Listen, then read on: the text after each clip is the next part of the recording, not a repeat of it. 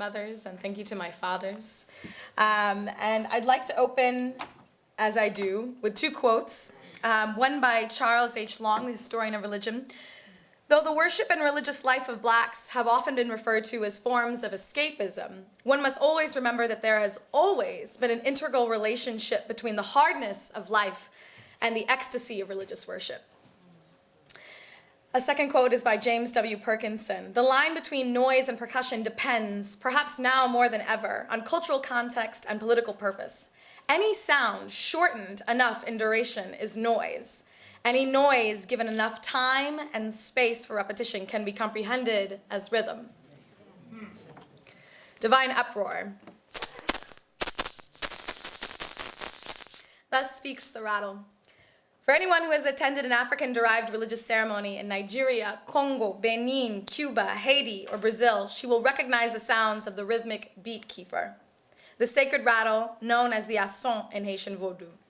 Called shaker rattles in indigenous American communities, this is an image here, a chekere or agüe in Cuba and parts of Puerto Rico, afoché in Brazil, shak in Trinidad, shekere in Nigeria, and in Kisi Aziambi.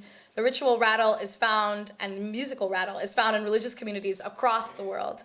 While each of these rattles may differ in their timbre and particular sound quality, alternatively being twisted, shaken, or slapped for different sound effects, the rattle has been called upon in numerous circles to serve as a ritual conductor and energizer of divine energies on consecrated ground. Much like the conductor of an orchestra must know a few musical instruments, so does Vodou's Ason function as a conductor of ritual energies and must know a few things about ecstatic devotional sound. Fashioned with a dried calabash gourd and veiled with a net of many-colored beads, an Ason may also be threaded with cowrie shells and snake vertebrae, and typically includes or is used in tandem with a small metal bell, sometimes purchased, in fact, in Catholic Haitian shops. Like the drum and other percussive elements, the Ason is able to play not only rhythm, but also the melody and harmony. However, the Ason serves as a rather unusual member of the percussion family, as it is the inner components of the rattle, rather than the human hand, that strike the walls of an Ason to create its sound. Indeed, the rattle must be shaken rather than struck. Unlike the stiff martini, however, it can be shaken and then stirred. I assert that these sacred sounds, along with the act of rattle shaking, the recitation of and listening to praise songs, and the blessing of devotees, result in intense synesthetic and ecstatic spiritual experiences, producing what James Perkinson refers to as sonic textures, which arouse, quote, the consciousness and the community alike, end quote. This paper explores the ecstatic nature and devotional aspects of the Ason, the sacred rattle of Haitian Vodou. Historically speaking, much scholarly attention is focused on the drum in Black Atlantic music traditions, and rightfully so. The drum plays a central actor in performance pieces, recreational spaces, as well as in religious rituals.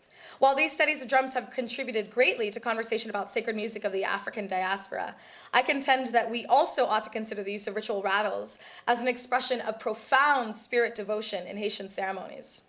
Drawing from the fields of comparative religion and art history with an eye toward sensory ethnography, this paper aims to explore the importance of sacred music, of ritual noise, and ecstatic devotional sound in Haitian Vodou and Africana religions at large, relying upon the Ason as our appropriate master of ceremony. Ultimately, this paper will encourage us to more deeply engage the various aspects of religious devotion through these musically textured sacred art forms. So very briefly, I'm going to speak to you about a little bit about the history of Ason and these ritual rattles and their ingredients, and then I'm going to speak about rattles as conductors and awakeners of a space, and then finally as implements of sacred noise and devotional praise.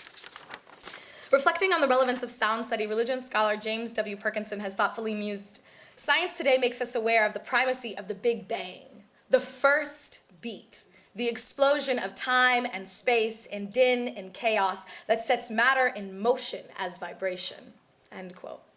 It is no coincidence that this first shudder of the universe erupted into sound, and that the explosion of particles would result in the animation of the cosmos and life as we know it.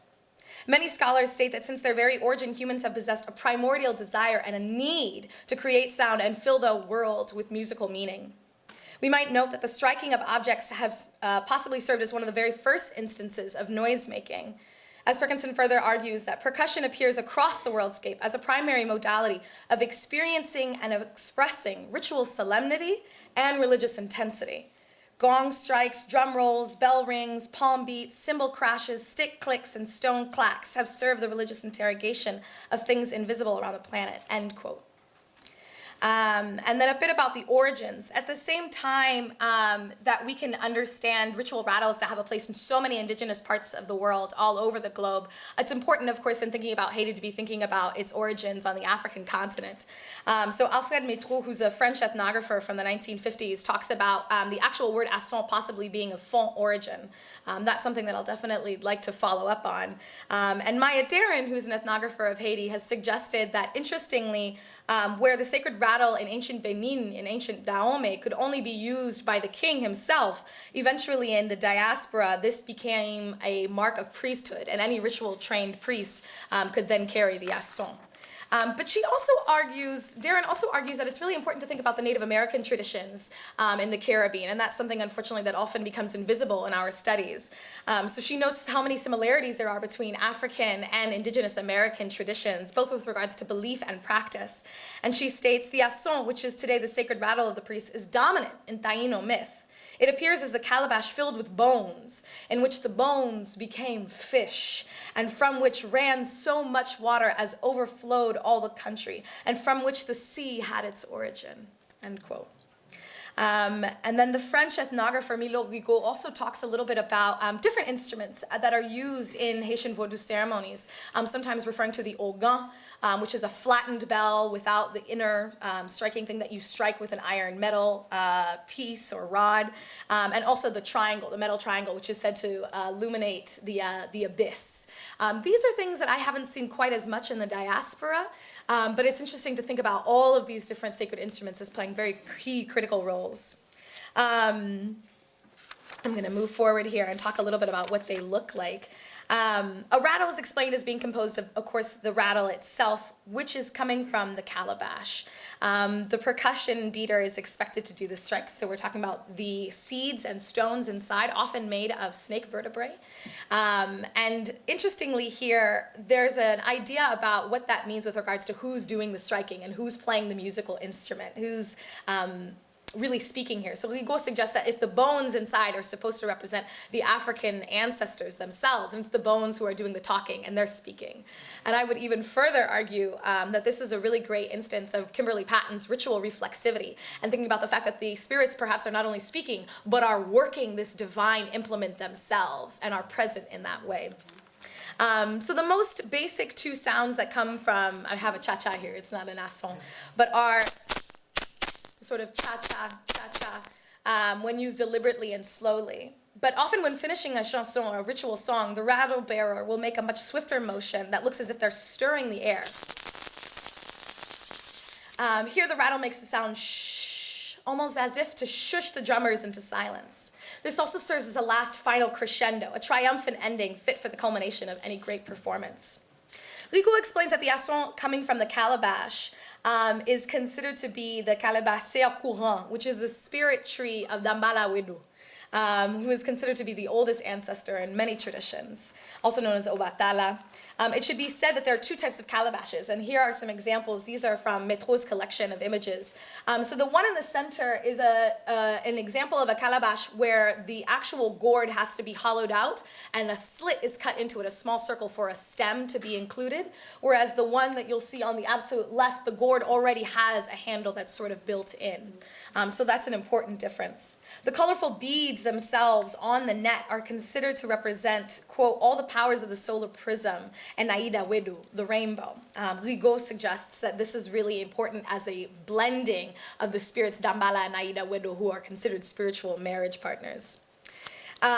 He also suggests, and this is getting a little like European mysticism on us, but he also suggests that the rattle is really interesting because it plays the role of both a magic wand and a magic circle. I think that's interesting. I'm not sure whether I would totally say that this is the most appropriate way to think about it, but I do think it's helpful to think about the multiple ways that it functions, and perhaps by pulling into, perhaps by pulling into a few more African traditions, we can understand exactly how it is these indigenous rattles function on the ground. So to talk very briefly about its role as a conductor and awakener, here I invoke the work of Dr. Tracy Hucks and Dr. Diane Diakite, who speak about mystic and ritual technologies, which I think is really important in thinking about the transference of certain implements across the waters from Africa to the Americas. So much in the same way that in Vodou, ordinary artists would not be creating sacred art objects like the Paquet Congo, no ordinary musician is allowed to wield the Ason. It is only for those who are initiated. Usually somebody who is very highly initiated holds the master Ason. And Maya Deren speaks a little bit about privileged knowledge and open secrets, which I think is a much more helpful way to think about things than as, secrets in these ritual societies. And she suggests that, it would be pointless for somebody to try to imitate a priest or a priestess because it's actually not just about the gestures. It's about the sacred knowledge that comes with those motions. And so the secrets, the open secrets that are visible to the eyes of most of us are really only visible to those who have been truly initiated into the tradition. So to talk about a little bit of what the Ason does as a conductor, at times it is used to announce. It is in Maya Deren's examples in Catherine Dunham's examples of ritual ceremony, she describes a woman, a priestess who comes to the door with an Ason and she shakes it and says, "On s'y lave tête," rise up and turn. And then she salutes the four corners of the room, as is familiar in many African and African-derived traditions. And the salutes are for the spirits. They are also for elders in this space and also for other priests, perhaps of other traditions or from neighboring laku, from neighboring traditions. They also signal the important entrance of a loi. So if a loi is perhaps arriving in this space, an Ason may be shaking especially furious at that time. And then also the importance of striking the Ason over the veve. These are ritual symbols that are drawn on the earth. The idea is that this will release the astral powers. And this sort of serves as a baptism of the ground itself. And then Dunham states that at any cost, the rhythm must not stop. Deren suggests that you might think about the Ason as an antenna of sound. She says, projected into the dark air, it had to be uninterruptedly built up, lengthened, spun, and sent forward until it should penetrate into the deepest recesses of the dark regions of the abyss. Over and over, this rhythmic sound insists like a cosmic signal, calling toward the space of another universe, end quote. So a moment on sacred noise. It should be noted that when somebody says they prend Ason, it means they have been initiated. So it also means that you have been initiated when you are given the Ason. Sometimes people dream of them before their initiation even takes place, and that indicates they need to take the next steps forward. As Catherine Dunham explains, sometimes the drum is not allowed into inner sanctuaries. In the most inner depths of the sanctuary, only the Ason is allowed inside. And I think that that says something about the volume that it's able to be adjusted to. There's also a moment of ritual chaos that might emerge if the concern is that a spirit has mounted somebody and it doesn't seem like it's really trying to leave, and the person seems to be struggling with this spirit. At times the drum will be used, and at times the Ason itself would be used to finally release that person and allow the spirit to return home. And the last thing that I'll say about sacred noise that I think is particularly important is that Alfred Métoux talks about the importance of recognizing that these spaces are so complex sonically because of the polyrhythmic traditions of African and African-derived musical ensembles. So he says their talent is all the more admirable, these musicians, when you consider that Vodou orchestras are polyrhythmic and each musician is striking an instrument of a different pitch from that of his neighbor and developing his own theme, which must nevertheless fit in such a way as to give an impression of overall unity. Such virtuosity is not merely the expression of innate gifts, but also the fruit of a long apprenticeship, end quote. And so we see again there the importance of sacred knowledge. And then lastly, I would say that the importance of the Ason is to chauffer, or to heat up the space, as well as to calm it and to silence it. So in conclusion, Paul Stoller talks a lot about the gaze, and he talks a lot about the privileging of sight, and it's important to think about other senses. And I think that perhaps what I hope to explore in this particular study is the way that these sacred objects not only play a role as mediators between the invisible and visible realms, but also play a role as objects on a spectrum between object, human, and spirit. So, thank you.